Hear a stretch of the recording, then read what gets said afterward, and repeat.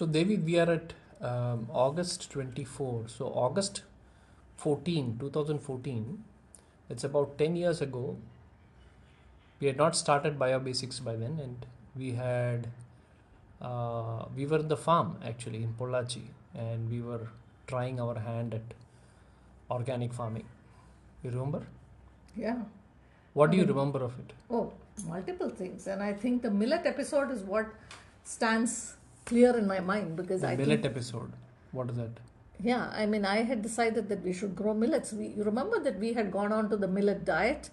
Yes. And yeah, I remember that. So Yes. we were doing millets every meal, and I decided that it was not enough to eat it. We had to grow it to save the planet. I remember that I lost 10 kilos in less than 6 months. From 64, I went down to 55 just on a millet diet. Yeah. I know many people will be jealous of me of having lost But so people much. were quickly. asking whether you were recuperating from some Other illness. illness. But then we later realized that how millet was not a good idea for me because I'm more high on vata and from an Ayurvedic perspective. So that was a realization which dawned on us much later. But by then I had lost my 10 kilos.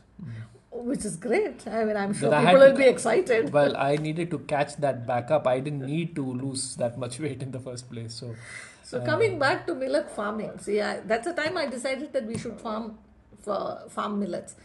So I trooped up to TNAU here to buy seeds, and then I found that all the millet seeds were chemically treated, and the seed room there would just reek of chemicals, chlorpyrifos, I remember. But anyway, I got the seeds. I said we'll get it treated, and in Panchagavya, since we didn't have Panchagavya, we did it in cow dung and cow urine. I think Vanita Mani was assisting me. I think you had washed your hands off the millet farming episode. I had planted 2 millets. I had some ragi, I had some little millet, and I had also given some of our neighbors some of the ragi seeds. I think only Papati grew it successfully. So I planted all this. We had got the land, little patches. We had got the land plowed. And then Shaktivel next door had helped me sow the seeds in the broadcast method. I remember that. But I remember also that all the time I was not involved on the farm really. It was you who used to wear that strange looking hat of yours and walk into the fields, and we used to call you I would call you the Topi farmer.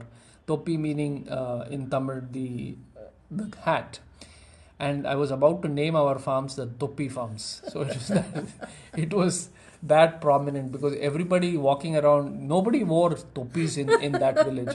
And then everybody would just be wondering about this lady in her, it's almost like one of those, English women wearing a hat and doing some gardening in there. Just that this happened to be middle of Pollachi. Anyway, so that is what I remember. And I remember that I never went into the farm as much as you did because I was happy staying at the rented home that we had in that village and cooking and keeping the house. And while you used to set out in the morning for... By this time, we had moved into our farmhouse, August 2014, That is if true. I'm That right. is true. So Yes, you June used 14. to... June 14, we built that mud house and We had moved in gone. there. Yes. And that was around the time when you lost your father too. I think June 2014 is when you lost your father. Yeah. So the millet thing came out well. I mean, the sowing happened. We got rains right on time. It all sprouted. The growth was fairly okay. Since I took do nothing farming very literally. I did nothing. I mean, the land was arid. I didn't realize that I had to fertilize it at least naturally or with organic fertilizers. I just said that okay, I shouldn't do anything. Everybody said millets was just do nothing. So I had got it sowed and I just came and watched the crop. So I think if you remember, we were shuttling up and down between Coimbatore and the farm. We would spend 2 to 3 days at the farm and then come back to Coimbatore. The plants were doing very well, and I think by the time the flowering etc. started, we took a gap. I mean, we had to go somewhere, we didn't realize that farming is relentless, and you can't just take a break and go somewhere. It's full time. Yeah, it's full time. Day in, day out. I mean, our farmers take off only during the off season in the summer. Right. All the festivals, the marriages, everything happens from after January, the harvest of January and before April. So I came back and I was told by Radhamani. Radhamani told me that Radhamani is your neighbor. our neighbor, Shaktivel's wife, and then she said, Akka, your millets are getting eaten by parakeets. Parakeets or peacocks? Parakeets. Okay. So then she pointed to this electric wire running over our farm. And I found that from the point where the millet plot started to the point where it ended, there were parakeets lined up. And they were not sitting anywhere else. And in that season, if I remember, nobody in the village was doing millets. I mean, they had all shifted to groundnut and nobody was persuaded by my impassioned plea to grow millets. Thankfully for themselves.